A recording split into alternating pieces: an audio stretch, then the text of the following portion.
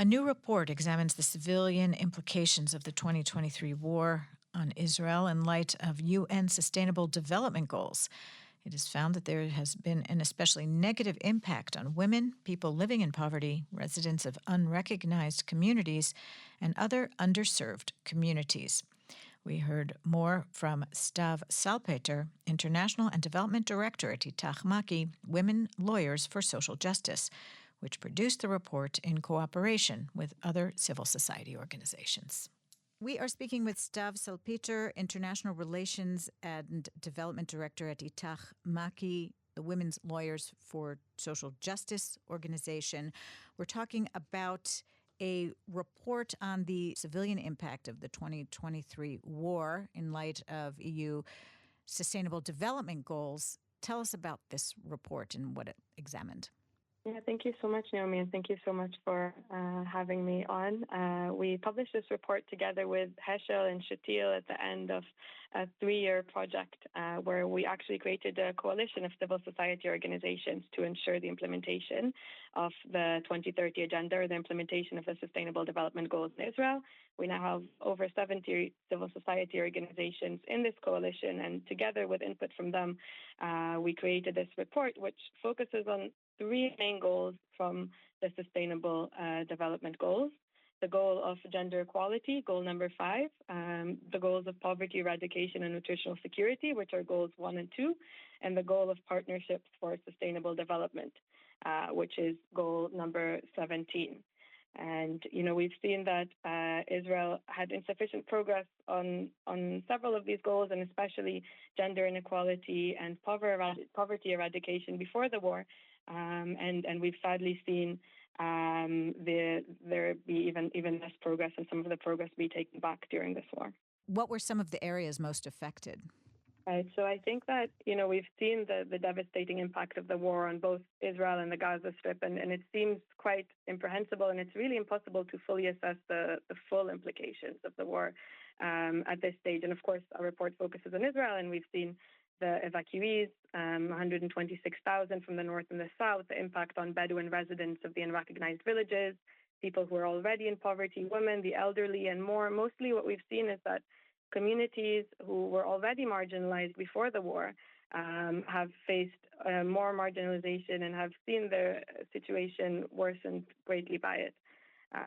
So, for example, if we're talking about employment, right, and people who are already in poverty, since October, 42,400 people were already put on chalat, so on furlough, and 59% of those were women.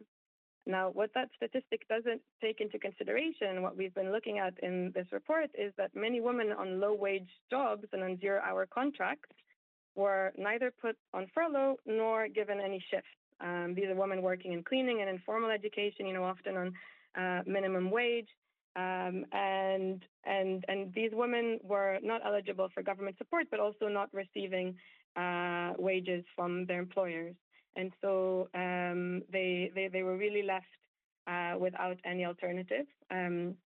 So, for example, we've seen, for a case example, we have a legal aid hotline where we receive over 2,000 calls a year, and that those calls doubled at the beginning and the first few months of the war.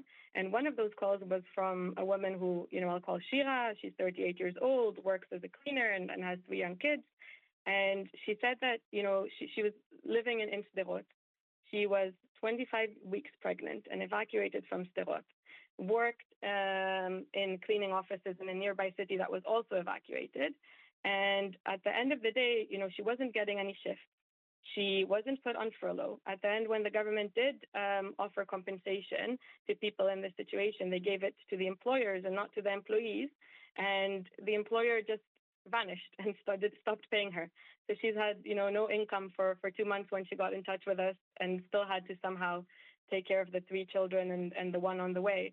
And I think we can really see here how this intersection of poverty and gender comes into force.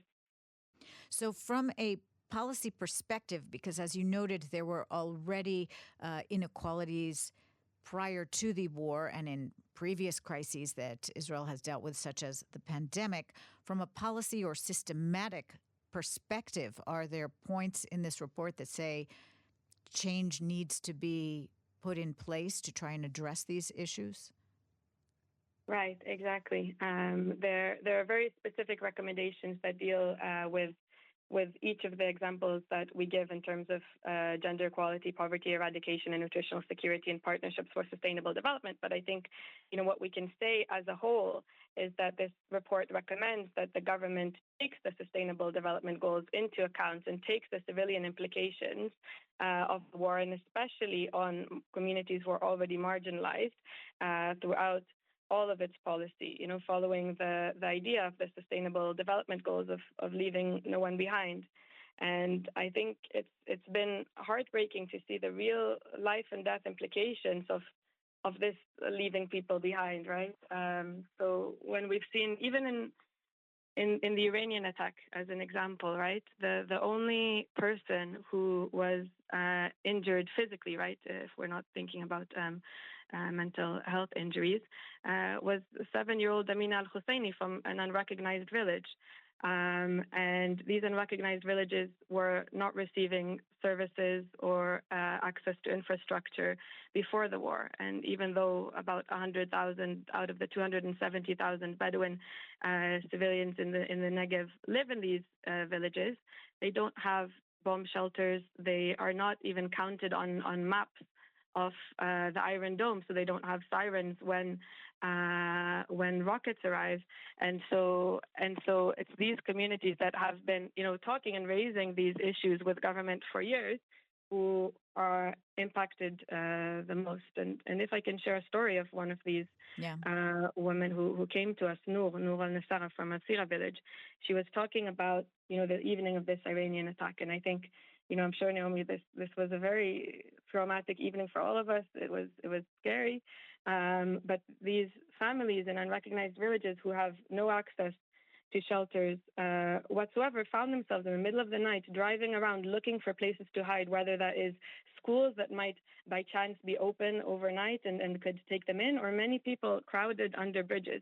And Noor is saying, a lot of us had crowded there, including little children, pregnant women, and the elderly. The most difficult part for me was to watch the ill and disabled undergo this experience. My neighbor's daughter is disabled, and somehow, I don't know how, we were able to lower her under the bridge. Another neighbor is reliant on oxygen tank. These are individuals who must have a local shelter. They can't start looking for a place in times of duress. It's very difficult to watch the distress of the children. I'm a grandmother, and seeing my children in such distress, it drives me crazy. Is there concern that in light of all of the need in areas that need to be addressed, especially in the wake of this ongoing war, that these areas which were already struggling will even be shifted lower on the priority list, or perhaps there's thought that there can be an overall reset? Yeah, definitely. I mean, I think that's what we've been seeing, right, in the current policy, is that these communities who have been ignored are continuously ignored, even in the situation, even when it has life and death implications. And our hope is really, I mean, it's not too late to change course, right? And it's not too late to take the voices of these of the people most harmed by the war into account. And we hope that the report can be a first step in that. The Israeli Central Bureau of Statistics collects data on the Sustainable Development Goals. And already in August of 2023, in a press briefing, they said that Israel has insufficient progress on gender equality because of discrimination, because of the low percentage of women in the Knesset, because of a disparity in numbers of management.